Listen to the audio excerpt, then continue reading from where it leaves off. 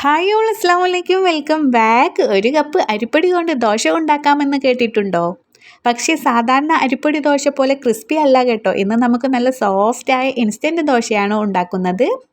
രാവിലെ ബ്രേക്ക്ഫാസ്റ്റിന് പെട്ടെന്ന് തയ്യാറാക്കാം. മാവ് അരച്ച് മണിക്കൂറോളം കാത്തിരിക്കേണ്ട ആവശ്യമില്ല. കുറച്ച് ചേരുവകൾ ചേർത്ത് മാവ് റെഡിയാക്കി നേരെ തവയിലേക്ക് ഒഴിച്ചാൽ മതി. അപ്പോൾ ഒരു കപ്പ് അരിപ്പൊടി കൊണ്ട് എങ്ങനെയാണ് ഈ സോഫ്റ്റ് ദോശ ഉണ്ടാക്കുന്നത് നോക്കാം. ആദ്യം തന്നെ ഒരു ബൗൾ എടുത്തിട്ട് നമ്മൾ 250 ml കപ്പിന് അര കപ്പ് അവിലാണ് വെള്ളത്തിലിട്ട് കുതിർത്തി എടുക്കുന്നത്. വെള്ള അവിലും എടുക്കാം, മട്ട അവിലും എടുക്കാം കേട്ടോ, ഏതാണെങ്കിലും കുഴപ്പമില്ല. ആ സമയം കൊണ്ട് 250 ml കപ്പിന് ഒരു കപ്പ് അരിപ്പൊടി എടുക്കാം. വറുത്തതോ വറുക്കാത്തതോ പാക്കറ്റോ എല്ലാം എടുക്കാം കേട്ടോ. ഞാനിവിടെ എടുത്തിരിക്കുന്നത് പാക്കറ്റ് അരിപ്പൊടിയാണ്. ഇനി ഒരു മിക്സിയുടെ ജാർ എടുത്തിട്ട് അതിലോട്ട് അരിപ്പൊടി മുഴുവനായിട്ടും ചേർത്തി കൊടുക്കാം. ഇനി നമ്മുടെ അവലും ഇതാ നന്നായിട്ട് തന്നെ കുതിർന്ന് വന്നിട്ടുണ്ട്. 1-2 മിനിറ്റിൽ തന്നെ നന്നായി കുതിർന്ന് വരും കേട്ടോ. അതും ചേർത്തി കൊടുത്തിട്ട് 2 ടീസ്പൂണോളം ഗോതമ്പ് പൊടിയും ചേർത്തി കൊടുക്കാം. ഒരു കപ്പ് അരിപ്പൊടി എടുക്കുമ്പോൾ ഒരു കപ്പ് വെള്ളം ഒഴിച്ചു കൊടുക്കുക കേട്ടോ. പിന്നെ ഓരോരുത്തരുടെ പൊടിക്കനുസരിച്ചിട്ട് വെള്ളത്തിൻ്റെ അളവ് കുറച്ചിട്ടും കൂടിയിട്ടൊക്കെ ഇരിക്കും. അപ്പോൾ നിങ്ങൾ അതിനനുസരിച്ച് ചേർത്തി കൊടുക്കാം.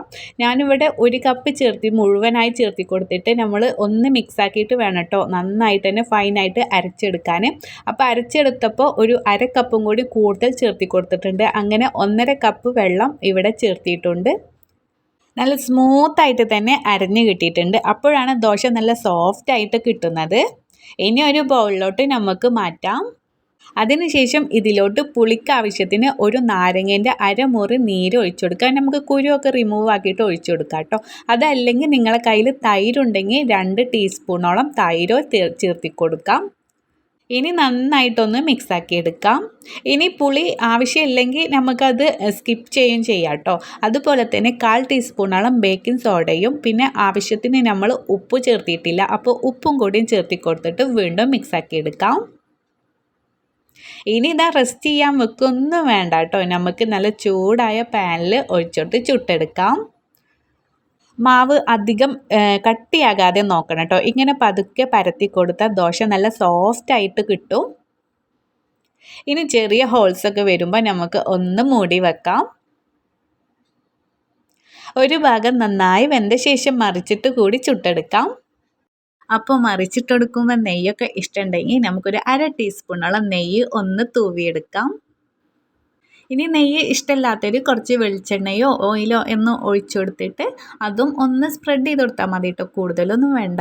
അധികം ചൂടിൽ വെച്ച് ഉണക്കാതെ പതുക്കെ മറിച്ചിട്ട് കൊടുക്കുക കേട്ടോ. മറിച്ചിട്ട ശേഷം കുറച്ച് സമയം കൂടി വേവിച്ചാൽ മതി. ഇങ്ങനെ ഇരുവശവും നന്നായി വെന്ത് വരുമ്പോൾ ദോശ നല്ല സോഫ്റ്റായിട്ട് കിട്ടും. നെയ്യ് ചേർത്തത് കൊണ്ട് നല്ലൊരു മണവും രുചിയും ഉണ്ടാകും. കാണുമ്പോൾ തന്നെ എത്ര സോഫ്റ്റാണെന്ന് മനസ്സിലാകുന്നില്ലേ നിങ്ങൾക്ക്? ഇതുപോലെ തന്നെ ഇതാ നമ്മുടെ ബാക്കി വന്ന മാവും കൂടി നമുക്ക് ഒഴിച്ച് ചുട്ടെടുക്കാം. പെട്ടെന്ന് തന്നെ ഇതാ ഇതുപോലെ കുക്കായി കിട്ടും കേട്ടോ. ഒരുപാട് നേരം നമുക്ക് ഒഴിച്ച് കുറേ നേരം ടൈം എടുക്കുന്നൊന്നുമില്ല. അപ്പോൾ ഞാനിവിടെ എല്ലാ ദോശയും ഇതാ ചുട്ടെടുത്തിട്ടുണ്ട്. നോക്കൂ, ദോശയുടെ നിറം തന്നെ എത്ര മനോഹരമാണ്. നല്ലൊരു ലൈറ്റ് ഗോൾഡൻ നിറത്തിൽ വന്നിട്ടുണ്ട്. പുറത്ത് ചെറിയ ഗോൾഡൻ നിറവും ഉള്ളിൽ നല്ല സോഫ്റ്റും കാണുമ്പോൾ തന്നെ കഴിക്കാൻ തോന്നുന്നില്ലേ?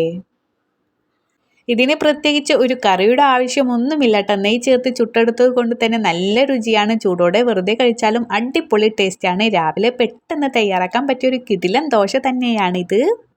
രാവിലെ തിരക്കുള്ള സമയത്തും രാത്രിയിൽ പെട്ടെന്ന് എന്തെങ്കിലും ഉണ്ടാക്കണമെന്നുണ്ടെങ്കിൽ ഈ റെസിപ്പി പരീക്ഷിക്കാം. വീട്ടിൽ ഉണ്ടാക്കി നോക്കിയിട്ട് എങ്ങനെയുണ്ടെന്ന് കമൻറ്റിൽ പറയണേ. ഈ റെസിപ്പി നിങ്ങൾക്ക് ഇഷ്ടമായെങ്കിൽ ഒന്ന് സപ്പോർട്ട് ചെയ്യണേ. വീഡിയോ ലൈക്ക് ചെയ്യാനും നിങ്ങളുടെ കൂട്ടുകാർക്കും വീട്ടുകാർക്കും ഷെയർ ചെയ്യാനും മറക്കല്ലേ. ഇതുപോലുള്ള സിമ്പിൾ റെസിപ്പിക്കാരുടെ ചാനൽ സബ്സ്ക്രൈബ് ചെയ്ത് കൂടെ തന്നെ ഉണ്ടാകണേ. ഇൻഷാ അല്ലാഹ് വീണ്ടും കാണാം. അതുവരേക്കും എല്ലാവരും സേഫ് ആയിരിക്കുക, ഹാപ്പി ആയിരിക്കുക. അപ്പോൾ ഓക്കെ, ബൈ.